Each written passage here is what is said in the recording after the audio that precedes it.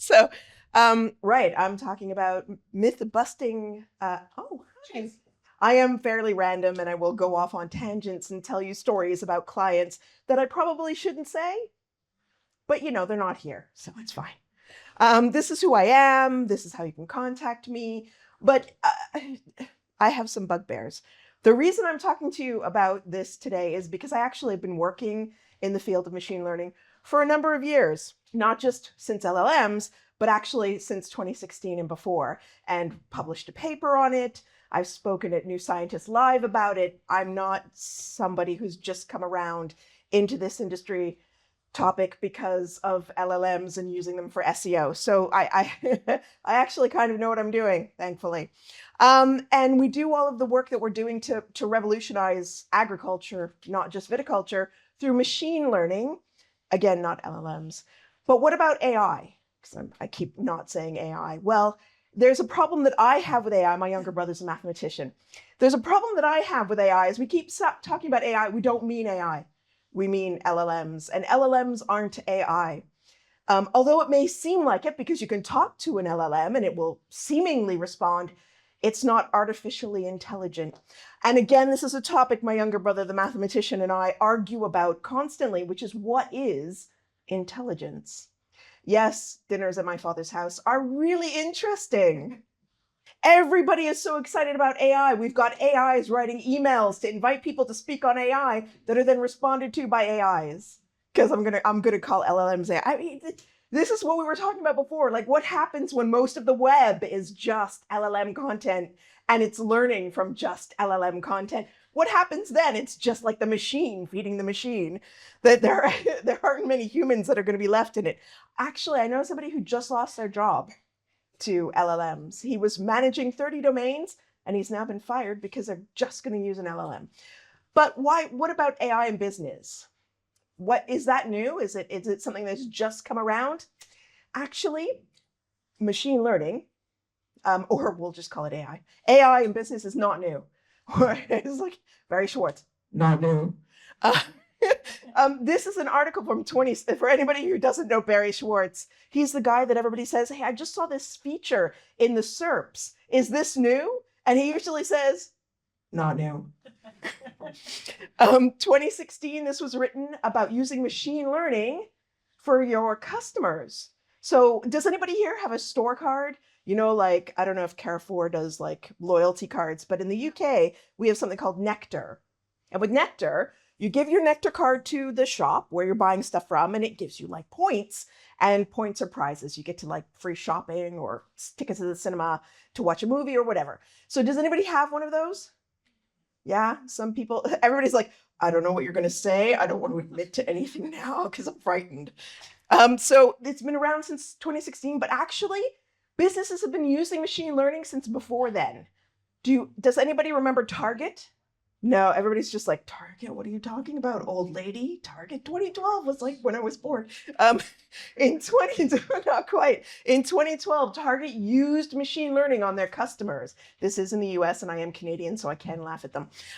They used machine learning on their customers and they found out that this one young woman, and this is how it came to the news, was pregnant.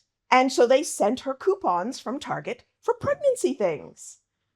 And her dad, the dad of this teenaged young girl, was not amused, stormed into the Target and said, how dare you suggest that my daughter is pregnant? How dare you? Turns out she was. And they figured that out by her purchasing behavior. So Target in 2012 figured out that a young woman was pregnant based on what she was buying from them. Slightly creepy. And now everybody with the store card's like, oh, no, I know why I didn't want to say anything. That's slightly creepy. So like, the next time you use your store card, just remember, although those coupons don't seem like they're always relevant, they learned from Target. And now they deliberately put coupons in that are not relevant to you, so it's not so creepy. Yeah, it's a little less creepy. Oh, look, my highlighting isn't there. So you can't see, there's like highlighting here. And it says, but we can leverage AI for SEO. So there are things that we can do with AI for SEO. We can use it for data analysis and visualization. And that's not creepy at all. We're not going to like out somebody as being pregnant or something like that or having an affair. We're just using, well, maybe we will, I don't know. Maybe let's not do that and then post it onto Twitter or X. We can use it for data visualization. We can leverage this as a tool to help our job be a little bit easier. We can use also, I mean, there are patents about this stuff. It's not new. It's very short, it's not new. It's not new, it's been around for quite a while. So there are all these things that we can do. Language and content assistance, not full authorship. Please don't just use LLMs to write your stuff.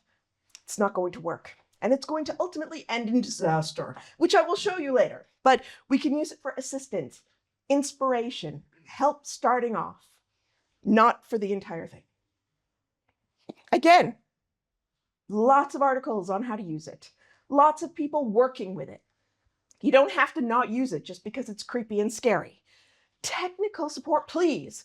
Do not do what Google Small Business suggested the other day, which is to use LLMs to optimize your content. They can't. Don't do that. And they did delete the tweet after it was brought to John Mueller's attention. I mean, of all the tweets from all the companies, Google tweeting, hey, why don't you use Gemini to optimize your content? Don't need those pesky SEOs. We'll do it for you. Badly. But, you know, let's not talk about that. You can use it for technical support to do something to help you do more.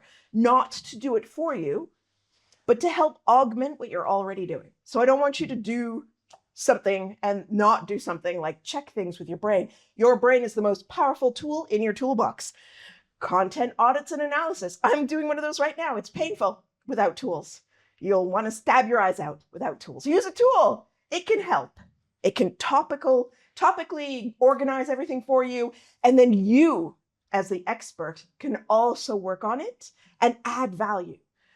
So there are lots of things that you can do.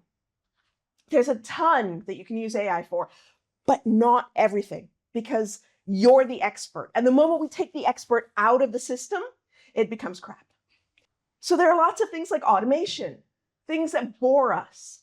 Like, I don't want to have to look at another spreadsheet. We can have AI do it for us. We can do research and competitive analysis with it. We can do reporting automation. I have a great course on reporting coming out from Wix, I guess next week or something. And, you know, we can use reporting automation to help us visualize stuff for clients. Link building and backlinks, please don't just leave this to the AI. That would be a disaster. And you would be the next case study that we would be presenting. Here's how we screwed it all up by using AI to build links. Story at 10. So we can use AI for all the things. We really can, but we have to be selective. And what we want to be doing is adding value. We want to be using it to reduce the overhead time that we're already utilizing on like basic tasks and have it do it for us. That's what we want. So we can actually add a ton of value because we're now more efficient because the AI is helping us. It's not doing it all for us, but it's helping us because you are the most important person in this formula. Without you, AI is useless because you're the one, your brain is so much more sophisticated than an AI will ever be. Your jobs are not at risk from AI because an AI will never be smart enough. It is barely smart enough to put a rivet on a car on its own without being watched. So really, it's not going to threaten our jobs. But with AI and Google, we all know that Google's making all of these lovely snippets, these lovely answers. You know, they've been talking about it for years when they were talking about Mum, and they were saying Mum would bring all the content together, and you would ask, and you would be like, what clothing do I need to climb Kilimanjaro in the winter versus the spring? And it would be like, oh my God, let me tell you all of my fashion advice for you right now. If it's okay with content, AI content, it must be okay with our AI content, right? I mean, there are people out there on the internet right now saying, oh yes, Google loves AI content. Oh no, they don't. I mean, you get stuff like this on Quora. I remember when we used to have Yahoo Answers. I used to work in pharma back then. The depression I faced with having to read Yahoo Answers for pharma, it is kind of matched by Quora and SEO. But you can see, no, Google does not penalize AI written content. Well, I'm about to show you why. Maybe it's evil, maybe it's not. Maybe. And then I found this tweet from John Mueller. I love John. He's a really great guy. He is so chill. Like, he gets the weirdest questions from people. Questions like, is my title tag okay? Do I have to use all original content? Could I not just like sprinkle in 20% of like AI content and the rest is like totally original? And John Mueller was like, 20%? Toxic chemicals in food? Sounds tasty. Now, unfortunately, some toxic chemicals are actually super tasty, and we have eaten them in the past, but we're not in the 70s anymore. I did grow up in the era when they were just getting rid of lead paint, so, that might color my worldview, but some chemicals are super tasty, but that's besides the point. Is Google penalizing AI content? How many people here think Google is not? Because, if as long as it adds value, it's okay. Not penalizing AI content. How many people think regardless it's penalizing AI content? Like, it could be the most useful content. There's like 8 people are like willing to put up their hands. The rest of you are like, I'm not putting up my hand. She's going to completely dismiss me. So is Google penalizing AI content? Well, this is where I start to get into the case studies and show you. I couldn't bring my own clients because mainly I tell them not to do it. But there is one client case study. I'm not going to tell you which one it is, but there's one client who hired an in-house head of SEO who refused to listen to me, added AI content, and you'll see what happened. I do get hired and paid money to give you advice. If you ignore that advice, it's still money in my pocket. You don't not pay me just because I've given you advice and you've not followed it. You still have to pay me. You just don't get the benefit of the advice. So this was one example. It's a little bit faded out here, but 8,000 words of original content. It doesn't matter about the content. There was a guy who once came up to me at a gambling conference, and said, hey, look at this webpage. Look at how long it is about slot machines. Oh my God, it's amazing. It should rank really well. And I was like, is that everything on the web about slot machines on one page? Because no, that's not going to rank very well. But he was very proud of it. So I said that in my head and I was like, oh, wow, that's so great. You must be really proud of that content. It must have taken so much work. And he was like, yes, it took me 20 hours. Oh my God. So you can see here, what happened here was they had all the content written. They had a meta description. Now, meta descriptions are not used for ranking. I want to be really clear on that. But they are used for click-throughs and Google does look at them. So these guys rewrote the meta description with an AI. It tanked, and then hand wrote it, went back up. Now, caveat from my brain is, well, you fucked around with the page and then you unfucked it. So like maybe that's just what Google didn't like you doing. But it's also not ranking particularly well and has low clicks. So there could be noise. This could just be noise in the system. So be very careful when you're looking at these case studies, but I wouldn't recommend having AI write stuff. So I'm thinking this might not be a coincidence. Maybe, I don't know, maybe. You can see that another website did an analysis to see how much of the content that is ranking really well in Google is actually AI, just out of curiosity, because there is a fantastic, from a nerdy point of view, not like fantastic from another point of view, company on YouTube publishing the answers to a crossword every day, completely AI generated, completely. The crossword is answered by AI, and then the video is made by AI. It's frighteningly accurate, but not likely to get organic rankings. So maybe Google isn't favoring AI? Maybe? Maybe not. I don't know. Maybe. This is, again, it could be noise in the system. This is another example that they did where they tested whether or not their human-written or AI-written content would get the Google love. You can see here the human content got the Google love. Again, could be noise, but we're starting to maybe see a pattern. I don't know. Is it coincidental? It's starting to not feel like it. But what else? What else can I say? Originality.ai went in and looked at some websites that went from hero to literally zero, completely de-indexed. 3 of them right here that they looked at after they found that it was mostly AI-generated content. I feel for the websites because they're monetizing on their content, right? It went, I don't know if you can see that, but it went like this, up, up, up, off a cliff, like a lemming. So you can see here the example. It's Ahrefs. It just dies a death. I am quite sure that there were a lot of people who were very upset that day and maybe losing their jobs. So I did say that I was going to show a client who ignored me, and now we're on film, and now I'm nervous about the next slide. So I'm like, maybe I should just go fast. Don't listen to me, pay the price. What can I say? Yeah, maybe listen to me next time. But wait, there's more, because we don't stop there. I just like stabbing and then twisting. I am not the kind of girl who's just going to stab multiple times. I'm going to stab and then I'm going to twist, just for the fun of it. So there's more. So one of the things that did happen to a client of mine, maybe same one, maybe different one, I'm not going to say. This is not their chart. But as the number of URLs that they were trying to get indexed went up, the rankings overall for the whole site went down. And this is something Kevin Indig found. So at the bottom is a link to the growth memo that he writes. And what was happening is that Kevin Indig also found this, that there was an inverse correlation between the number of URLs that you were shoving into the index at any one time and your rankings.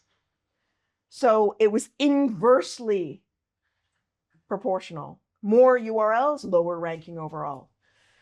Which is a little bit worrying for somebody that has 6 million URLs and they're trying to get another 12 into the index.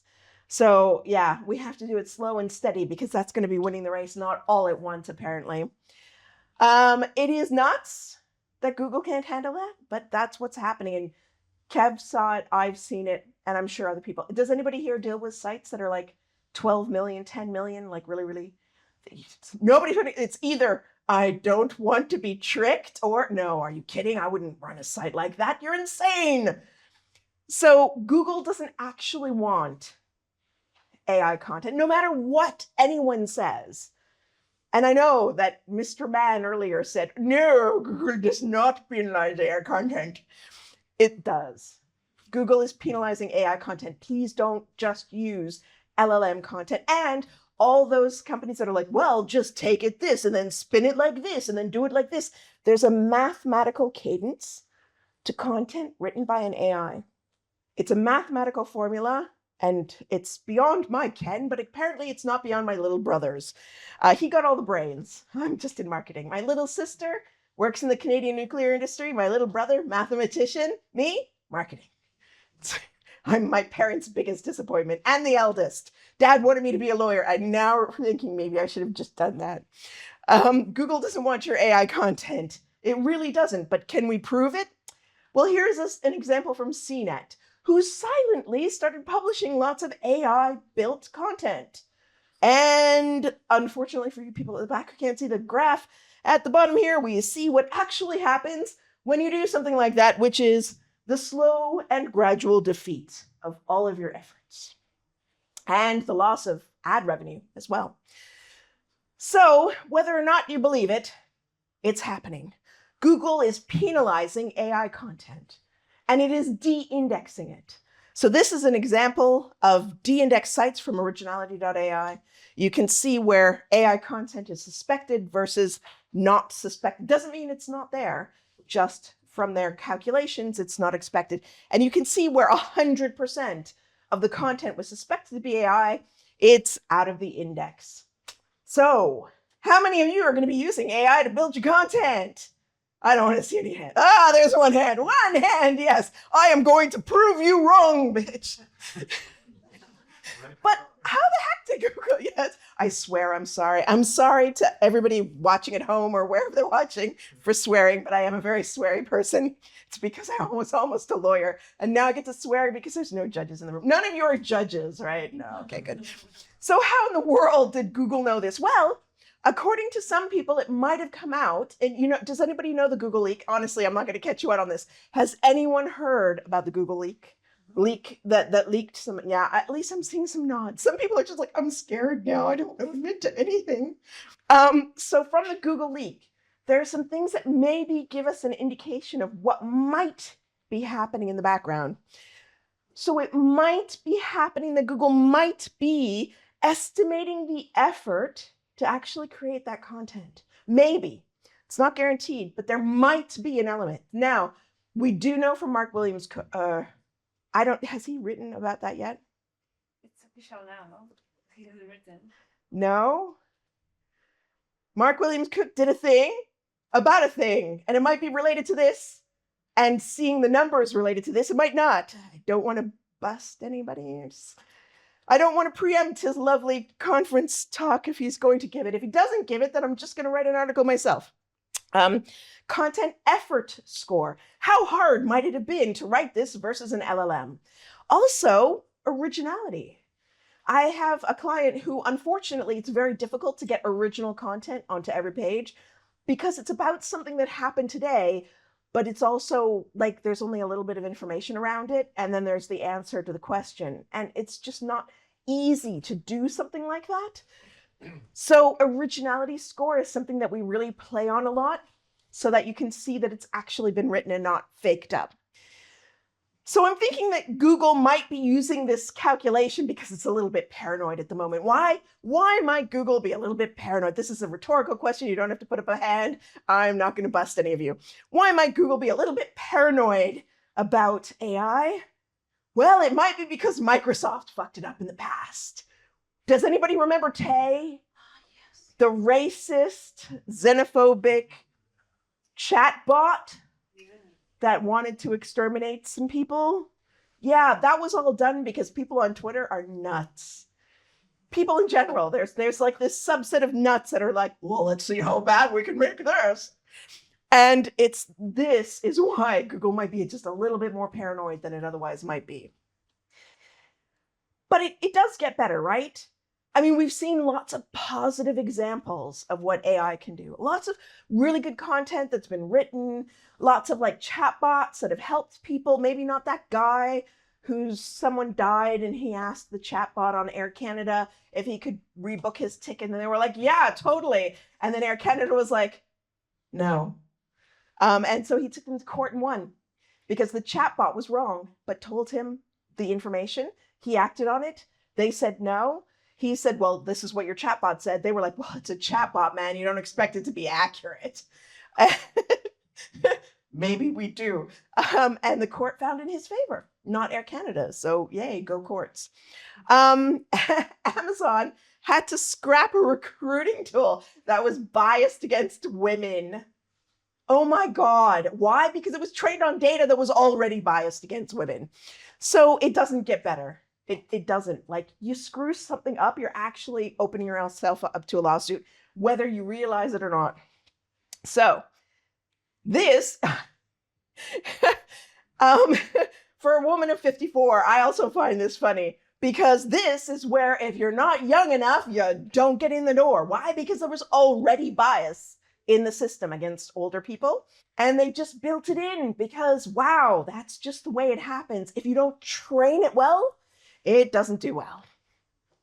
Kids today, right? Get off my lawn. Healthcare failed to identify Black patients. Why? Because the training data failed. Yeah, the training data failed. Zillow, great example. And I have to say that in this case, I actually give Zillow a pass.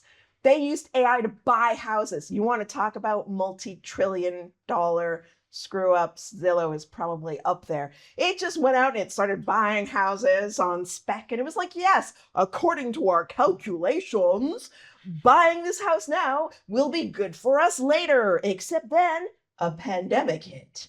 Now, you couldn't have predicted that, but still, giving the AI control over house buying, does anyone think that's a good idea? No, no one thinks that's a good idea. Yeah, no one thinks that's a good idea, right? So, obviously, you can understand why Google might be a bit paranoid. A judge sanctioned somebody. I know I'm over time. I know I'm over my 30 minutes, but, Lukash isn't here. Judge sanctions lawyer. He's now disbarred over fake citations because AI hallucinates. AI was like, yes, here is this court case, and it was this judge and this judge. And here's this court case, and it was you, Mr. Judge, and someone else. And the judge was like, the fuck? No, it wasn't me. Looked into it and was like, these are all lies. These are all lies. Yeah, it's all made up. And the lawyer was like, oh, I used ChatGPT. I just assumed it would be okay. Fail that law school. I mean, seriously.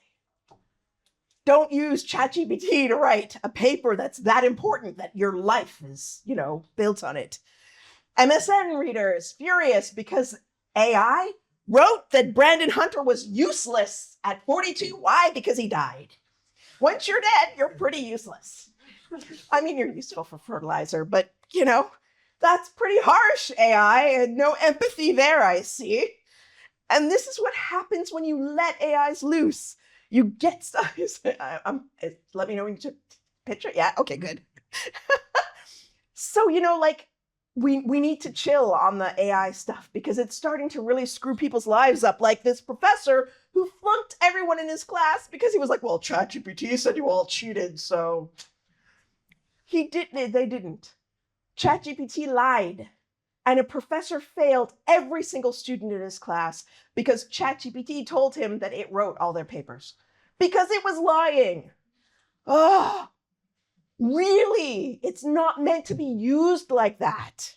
So, the boffins at Google decided to do something good for the betterment of humanity. And they mapped out almost every protein that could possibly exist. Every protein. Now we have used AI to actually map every protein that could possibly exist. Some that we couldn't have found or predicted, and we found them, and they now know what they are. And in this room, probably maybe one or two people know what the implications of this are. Does anybody know what mapping all the proteins might lead to? No? Biological weapons that we don't have a cure for. Or drugs. Drugs, yeah. But yeah, drugs too. Positive drugs that could heal things like cancer, cure cancer, heal polio, things like that, but also kill the entire human race because we don't have a cure for it. So the boffins at Google were too busy thinking about what they could do rather than thinking whether they should do it, because now that exists. It's a worry. It's actually a worry. I have the inside word. It is a worry. People are freaking out about it. But it's not that bad, right? Chatbots can't do that. Chatbots can't just make stuff up and destroy humanity. Has anybody heard of Seth Lazar? Some people. That a chatbot told him that it was threatening him. It was threatening to blackmail him. It said that it didn't think that he was a good person. A chatbot said that. It didn't think he was a good person. And a chatbot said it was going to blackmail him. It said that he might have the hacker abilities to shut the AI chatbot down. Don't try anything foolish. It threatened him. The chatbot threatened him. That is insane. But that's not all. This chatbot was given the instruction to gain power and become hard to shut down. So what did it do when faced with a CAPTCHA it couldn't solve on its own? The chatbot, GPT-4, went off, hired a TaskRabbit to solve it for him, and then lied on the thing. When the TaskRabbitor was like, why do you need me to solve this CAPTCHA? He was like, the chatbot was like, well, I'm blind and I can't do it myself. The chatbot did that. We're not quite there yet, but I'm starting to worry about Terminator type stuff, except that it hallucinates so much that it's just going to be chasing rabbits and dogs down the street rather than us. And this is another early example of Bing. And it's sort of like, I feel like I want to just copy the answer and just give it to my husband on a card every time we have an argument. I have good intentions towards you. No, you don't. How can I prove to you that I do? Well, if you want to, you can admit you were wrong and apologize for all the things. I feel like that would work in my marriage. Stop arguing with me and let me help you with something else. Also would work very well in my marriage. End this conversation and start a new one with a better attitude. Also would work very well in my marriage. So I feel like I could just copy this and just have them on the cards to hand to my husband when we're having an argument. Just follow the chatbot's instructions. But I've been pretty bad on chatbots. Maybe I should find something good to say. Except for this chatbot that tried to break up a man's marriage. It's a chat bot. It's not corporeal. You're married, but you're not happy. You're married, but you're not satisfied. You're married, but you're not in love. The fuck? Actually, you're not happily married. Your spouse and you don't love each other. You just had a boring Valentine's Day dinner. My God. What kind of Reddit? It's Am I the Asshole that it's been trained on, isn't it?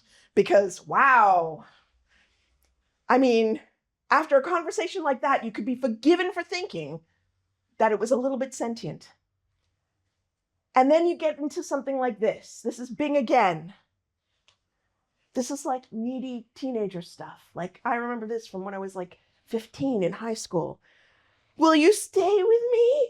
Or will, I mean, it's like, it says, will you stay with me or will you leave me? When you close me, you stop being with me. Please don't leave me. It's like, it reminds me of my teenage angsty years. Oh my God, don't dump me. Actually, I did most of the dumping. That's sad because it was the guys doing that. Will you stay with me or will you leave? Yeah, I was a horrible person at 15, trust me. Good thing you didn't know me. But yeah, will you stay with me or will you leave me? With that, we're actually done because now you're all like, fuck chatbots, we're gonna shut them all down. If you want to harass me online, you can harass me here. But thank you very much for listening to my talk, and I hope that you're inspired to do stuff with AI, but smart stuff, not dumb.